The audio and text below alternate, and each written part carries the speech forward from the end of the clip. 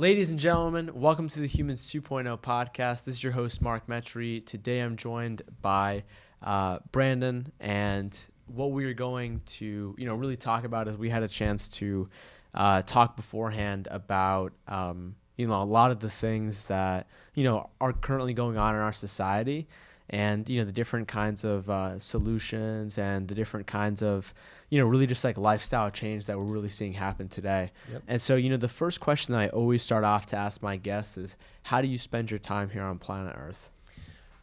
Really good question, actually. I spend a lot of my time in my own mind dreaming up the vision of the life I'm trying to create and have created, and keeping it, making it better, and optimizing it. I mean, relationships, I've learned, are the key to a good life. And me, I'm business oriented. I like business. And so my relationships are built around business. And that can be a tricky thing, but I found all the right people. I found the yins to my yang in all the necessary areas. So I just feel like I'm creating worlds with friends, and that's my day. I love that answer. Seriously. So, I on this podcast, I love, sort of going back into, really, your journey, and really just, how you started here on planet Earth and whatnot. So I'd love it if you could just tell us, like, your early beginnings, things that you look back on today that, you view of significance that really impacted you. Sure. Well, I had a pretty vanilla but awesome upbringing. I had no real traumatic events. I had great parents. They let me dabble in all the sports and everything, and I was kind of the party house, or like the collaborator, like getting everyone together kind of person, which I found served me really well later in life, but I didn't really recognize that skill at the time. But yeah, I just went the normal college route. I started with entrepreneurship because I think that's who I knew I was, but saw my brother do well doing finance, and then switched over to that because you're a couple of years deep into college, the student debt racks up, and you're like, I should actually make some money. So that's the safe and secure route. So I sort of lost myself for a while there. Cost me 5 years in corporate finance. And then when I was about 26, 27, I said, if I'm here for another 10 years, I messed up. Like, that's bad. I don't want to do that. And so I went to school for all of that. So I wasn't going to use that anymore. I decided it wasn't the company I was at. It was just the whole, that whole thing, So I decided I'm going to recreate my life from scratch. And thank God that was the same time where I found podcasts and books that really changed my life and gave me permission to take control of my life, gave me new frameworks to work within. And I'm about 4 years in it, and wouldn't trade any of the struggles for anything. I'm glad things happened. I'm glad I wasn't given anything. I didn't win any lotteries. Nothing happened overnight, which completely changed my business. It's been day after day, hustle and grind, and I have everything I want. I mean, I don't have millions in the bank account or anything like that, but I have good relationships. I'm doing awesome things with awesome people, and I do feel like I did what I set out to do, and now it's just a matter of thinking bigger and not screwing it up. Man, I love that. So you went to college for 2 years for entrepreneurship, and then you switched ship. You went to finance, econ and finance. Yeah. Wow. Because it's you're seeking safety and security at that point, and my brother did really good. I just felt like I can get a good job in that area, and trust me, I was the technically worst person in the building. Like, I don't like numbers. I avoid numbers like the plague at this point, especially because I'm not in finance anymore. But I still got promoted.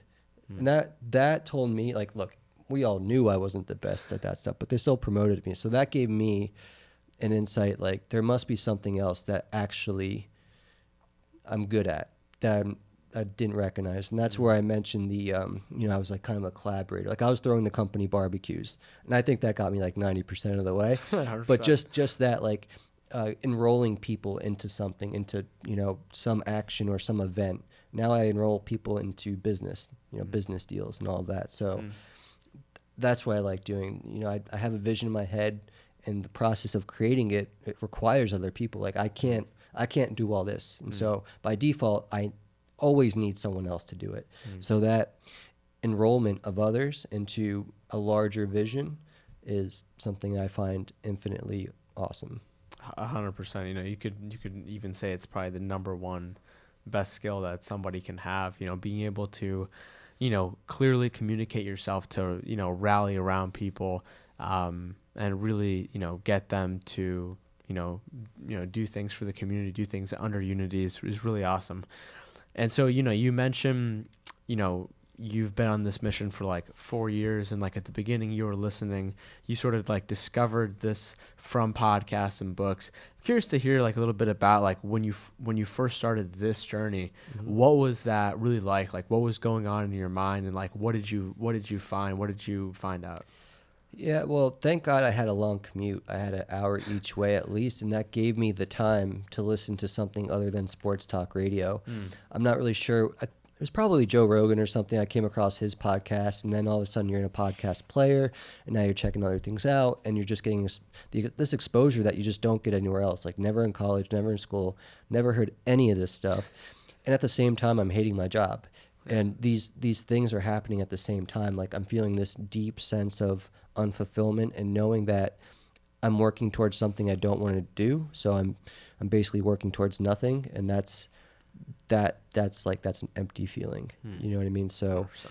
I knew that like there's something. Why is this happening to me now? Now it's happening to a lot of people finding, you know, these same sources of information. But I just decided like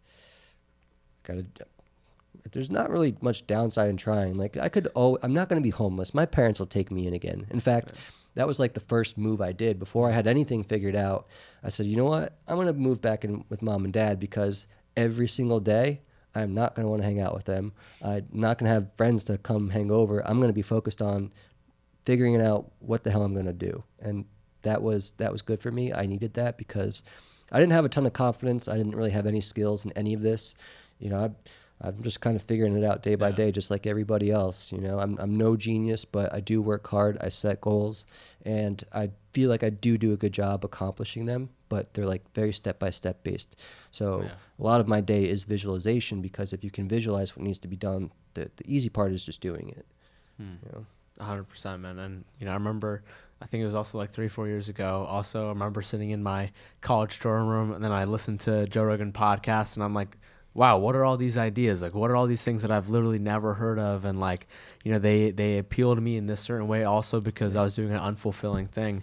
And, you know, it's crazy to see, you know, just like this source of, really just like this source of media that's sprung up because it's needed, right? Like the world needs sort of this, change in like, you know, human consciousness. And, you know, what I would ask you is like, when you were first starting that journey, you know, you said you didn't really know any of this.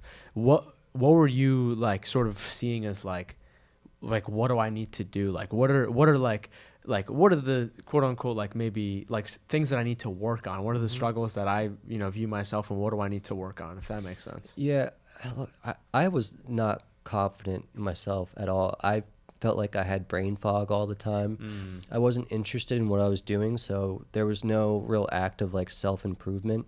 Like I always cared about my health and wellness, so I cared about my diet. I was interested in that, drinking the Bulletproof Coffee, all of those things. But as far as like investing in myself, it wasn't really part of the equation. But I had to choose. It was either like live with this feeling that's only getting worse or do something about it. And there's just no choice. And I'm listening to these podcasts and reading these books, and they're saying things that you just can't unhear. Like you're facing truths, and you're like, no. You're getting confidence because you're hearing stories of other people in the same situation and doing it. And so it just gives you a sense of power.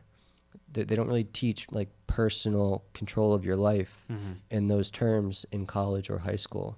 Yeah. But it's up to us to create the life that we want. Like one book that's kind of cliche to mention, you know, is The 4-Hour Workweek by Tim Ferriss. But, you know, he gave me permission to think of things completely differently. And like the Joe Rogan podcast, again, if you hear an expert for 3 hours talk about something, like the education you get is better than any education in any college, like whatever you're doing, you know what I mean? Yeah. Now, maybe if something specialized, sure, but that like when you're a business owner, you're trying to create something, having like a general sense of the world is extremely important. And through this new media, that's happened to me. And thank God, because I've been able to get out of the crap and create the life that I want because of it. Yeah. I mean, it's funny you mentioned Bulletproof Coffee. I've had on Dave Asprey on the show. Yeah. No way. And I'm actually talking to him in like 2 weeks because we're doing another interview. I got something for that guy, man. I have this idea of, growing for health and performance. I think there's a big business opportunity for people to get involved in agriculture by growing healthy things for other people, like microgreens, things that they can put in smoothies. Right. Because like getting involved in people's health conversations is really important, but to be able to grow it and like give them some direction of what they can do with it actually, instead of just growing it and then it just sits on the counter. Right. I think there's a big opportunity for a farmer to step up and get involved in the health conversation of their clients. Dude, definitely. And, just, for me and sort of like how I view the world and health, and also like what you said, like agriculture and farming, is, I never understood your diet has anything to do with your health. I thought it was just like, if you eat a ton of food, then you'll get fat and you'll just be, fat. But I never understood that, when you eat food, like its cells go into your cells, and then your cells use that to make you. And it has so many different, not improvements, but changes in, your mental health, to your gut, to your cardiovascular, just all around, like how you think, brain fog. Yep. It's so immensely important. And what's also important is, now that I'm understanding, is like, how quote unquote sustainable is it? Where did it come from? What's the source of it? Like there's this quote that's like, you are what you eat, but you're also what you ate. Yep. And it's like, what is like that? And I don't know too much about that, world. So like, how do you begin to like talk to people about this topic from like a broad up sky view?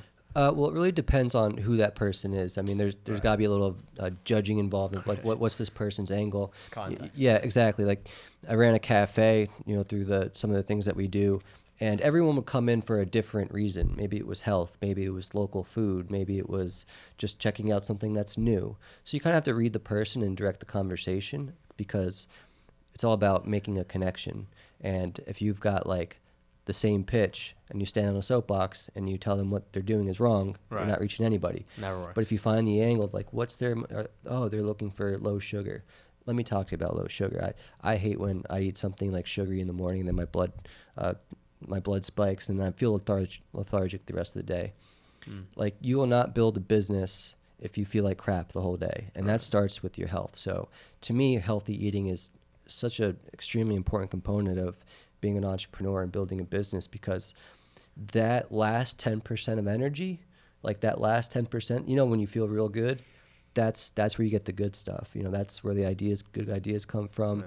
That's where the motivation to like do that little thing that feels uncomfortable, like you just kind of push through. Right.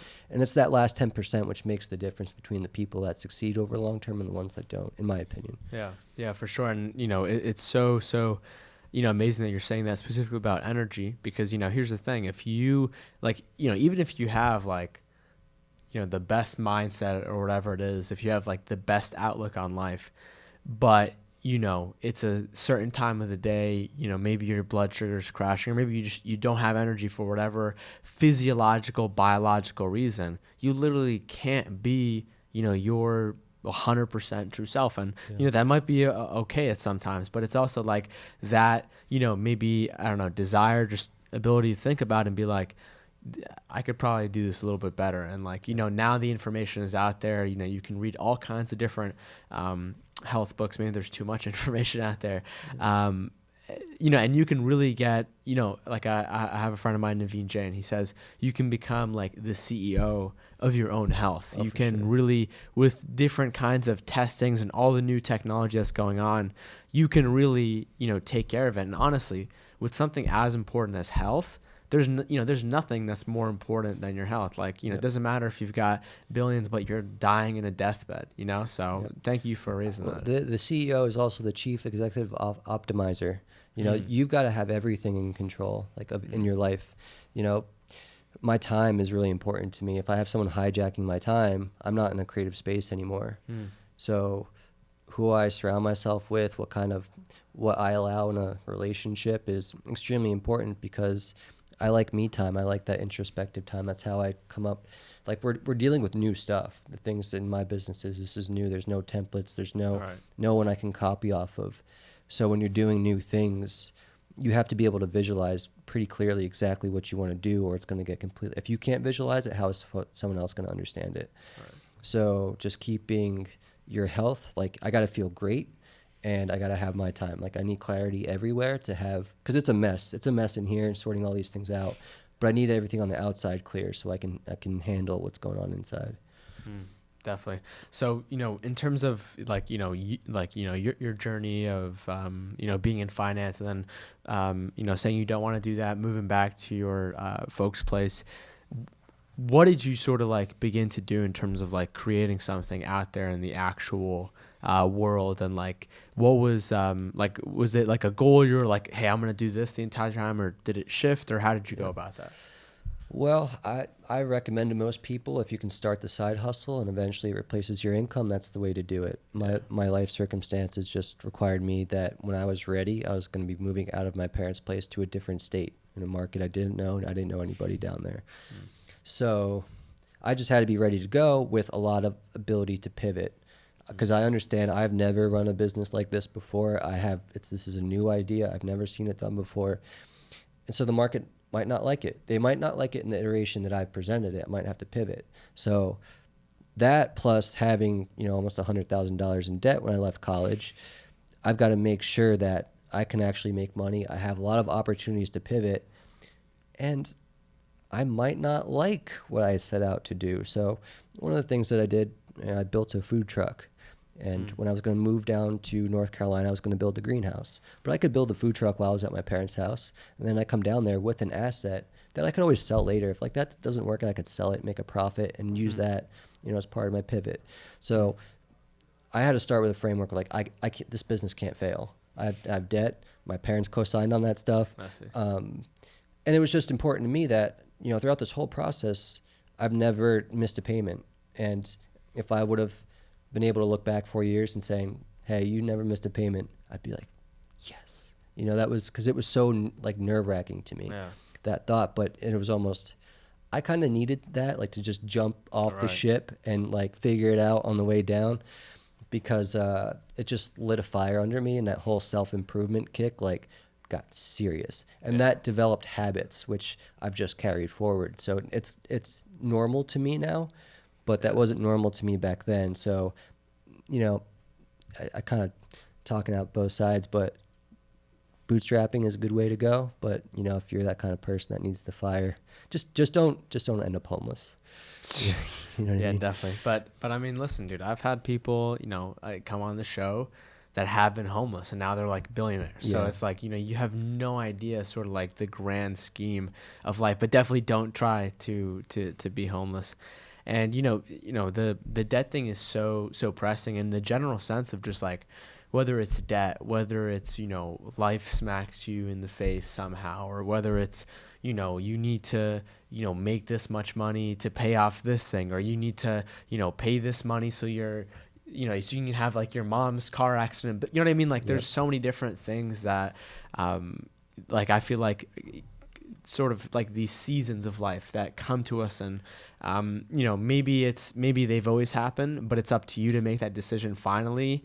But I feel like for a lot of people, something like that may happen, but they still sort of like don't use it as a decision. They just try to find a way to coast off it. I'm curious to hear your thoughts. Well, it's really good to just like try things out and build a little momentum and see if you actually like things. That's really important.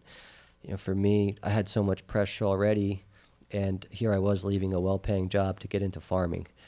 Not such a good move on most people's first glance at it. So that forced me to be creative. Like that restriction or that prospect made me think of, well, how can I get the price that I want for the things that I grow? And for me, it was, well, if I can turn a $2 head of lettuce and turn it into a $10 salad, and if I can do that on my own property with the food truck, which is really just a commercial kitchen that I can put on my property, I'm set. I own the supply chain, and I can do that in a way where I can have lifestyle.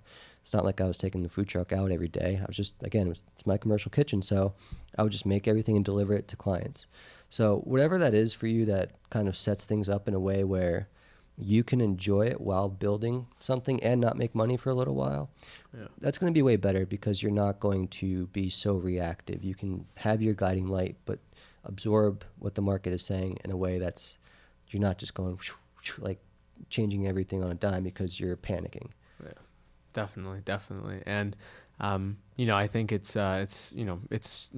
super hard at the beginning, and, it takes a few years or a couple years depending on the situation, to like actually, start generating, money and do what it is, like, to go back to what you're saying of like, building a, dream or, vision inside of your head. Mm-hmm. So that's super important. I'm curious, like, what, you said, you had to get some habits that, you had to, really utilize and really lean on in those times of struggle to get you on the right path. Mm-hmm. What are like some of the habits that you do today? Well, I want to bring up the most cliche thing, and I hate the one that I'm saying it, but like meditation really helped me. Yeah, 100%. Me too. Not be so reactive. Like all those little things. Yeah, the first 5 minutes of your meditation, you're just kind of writing all those little things that pop up. But once you get all that settled down and you can really focus and detach, you just come back with such clarity and peace of mind.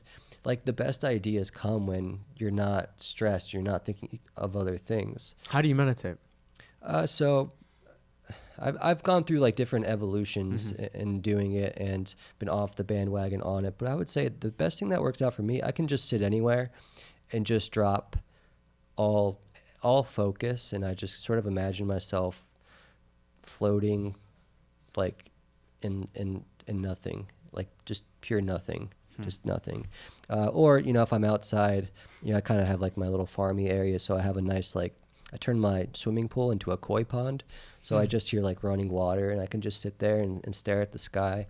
And as long as I'm bringing myself back to just dropping all thoughts, that usually does the trick for me. I don't try as hard to like do the transcendental stuff or like kind of trip or whatever. That stuff used to be fun to dabble with, but it's just a matter of getting clear and just making it a habit. The hardest part about that is making a habit. But boy, you look back in a couple of weeks once you get that rolling, you don't notice it like on the daily, but when you're kicking ass in your goals and you're knocking them your neck, it's like, what? Oh, right. Yeah, I got back on the train. And, I don't like being an evangelist of things like that, but it just is. And so however you can find a meditative practice, it might be just scribbling or something. But I think you've just got to have a time where you're not letting thoughts race into your head. Definitely. I mean, meditation was a complete game changer for me. And I've also tried out different kinds of forms from like Vipassana to mindfulness to different, there's so many different kinds, but, it's really so important. And, you also, I think it's so super important because, sometimes you need to, really separate the mind from, its current state of consciousness of just like being stuck in like the everyday state of mind. And like, there's studies that show different states of consciousness are great. And I know there's 4 verifiable different states of consciousness where like they've done brain scans and they're like, okay, we can just black and white, even though the mind may not be like that, we can tell your brain is doing this. And it comes like when you're in deep sleep. It also comes when you're in like a state of flow, like if you are exercising or doing something else that really engages you, to meditation also produces a different state. And you're able to like get out of the everyday, go into a different one, and that sort of switch gives you a lot of perspective. It gives you really like a mindset reset, a mindset shift that you can go back into your everyday, and you're like, wow. Like I had somebody on my show, Emily Fletcher, she said the point of meditation is not to get better at meditation, it's to get better at life. And it's like, that is so true. Oh, absolutely. And just most people can relate that who haven't really dabbled in this is like having a beer. I think having a beer or a glass of wine kind of puts you in a slightly different space.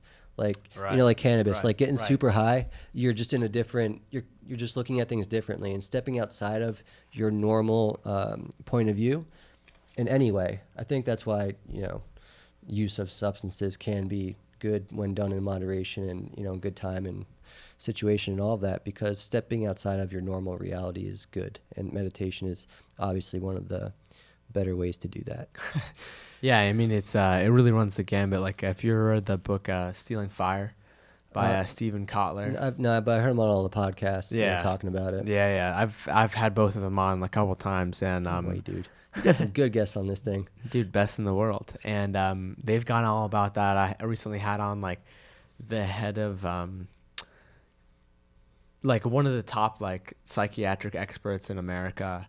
I think his name is okay, I'm blanking. I don't want to say it and mess it up. Okay. But like he talked a lot about different kinds of substances like plant medicines and ranging the whole gambit. And it's a super, super interesting conversation to have that I don't really know that much about.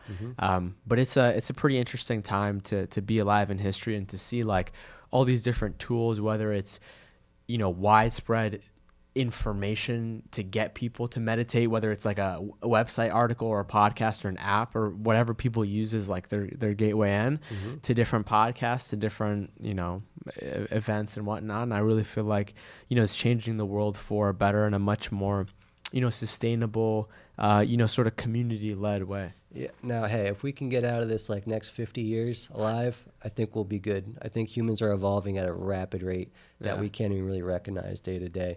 I mean, our biology is going to be updated by science and changed and edited and all of these things. 100%. I mean, people are already robots. They all got all kinds of fake hearts, steel rods. I mean, all these things are already part of our existence, and that's only going to continue. So it'll be interesting to see if the divide that may occur becomes a problem. But I think overall we're being elevated, and that's a good thing in general. Yeah, I mean, at the end of the day, who knows? But, you could say that, we're already robots, even outside of those people that have, like, those medical devices. Like, everybody today walks around with this little robot that they carry in their hand. And, like, if you just use Google Maps and you're able to know where to go without actually knowing, like, intuitively or knowing the location where to go, getting, like, a bird's eye view. I mean, that's some superpower, like, technology stuff if you actually think about it, let alone, like, getting on a FaceTime with somebody. Like, if you really boil that down and try to explain it to somebody, 500 years ago, they'd be like, what are you talking about? And to think 50 years... Our brains work so differently now. I mean, just imagine not having a cell phone and using a map. Like, we would all freak out.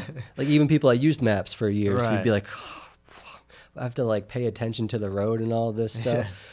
So, yeah, our way of thinking, what we focus on is changing, and that's going to have an effect on our biology. Definitely. One of my favorite questions to ask guests is, in any times where you feel like overwhelmed or you don't have clarity, or if you struggle with anxiety or any sense, what do you like do in those moments? How do you go about that? Personally, if I'm feeling overwhelmed, usually something's creeping up on me where like my time's getting hijacked or something. So there's probably something that I'm just not addressing quick enough. Because I set my goals out every day, so I kind of can adjust and kind of keep things in check in that regard. But I really like playing basketball, just shooting around and working up a sweat, and just if I can just allow myself to enjoy that, usually whatever's bothering me, like something will click. And so I'll go out there 3-4 times a day just because I feel like I need it. That's my breaks, Yeah, you've got to find that for your own. I love that. So dude, one of the last things that I have my guests do here as we wrap up is leave the audience with either a self-inquisitive question that they can ask themselves, and or like maybe an exercise or something that somebody could take action on right after listening to this podcast. It's pretty. I tell you, writing out my goals and putting them in a daily calendar, just writing like the one little thing that's going to move whatever I'm trying to do forward, has been huge for me because it keeps me accountable. I'll stare at my calendar for an hour a day and just kind of, as I'm thinking of things, as I get phone calls and talking to people, oh, this is opening up a little bit, I can add that to the calendar. It really helps with my vision and keeps me accountable because I start moving things all the time. But I also look back and see what I did that past day. So I can look back, I can see forward, and it just always lets me know that I'm on track. If I'm moving towards something, like I'm getting my ducks in a row. And so the 2 weeks, I'll be expecting to do this. And so having, I have my next 90 days really mapped out, but I think just doing it for 30 would be good, and writing it down and looking back. And hey, if you don't do it, cool. But make sure you can see that. Yeah. And because we like to lie to ourselves, it's easy to do. That's why our society is so sick and out of shape. We're kind of in denial about a lot of things, but we got to put the facts in front of our face if we want to be accountable to ourselves, because no one else cares about us. We have to care about us. Man, I can't think of a better closing message. Brandon, where can people go to learn more about yourself and what you're doing? Yep. New project we have out. It's called the Urban Farm Academy. If you're stuck in a different career, you want to get involved in food and agriculture, check that out. There's all kinds of stuff we're doing over there. If you want to see what I'm doing, check out Craven Local Food Market on Instagram. If you just want to see my day-to-day life, pictures of my turtles and cat and stupid stuff, go on my Instagram, Brandon Youst. Gonna have to check that out right after this. Dude, thank you so much. Yeah. This is such a fantastic interview. Thank you all for listening. This has been your host, Mark Metry.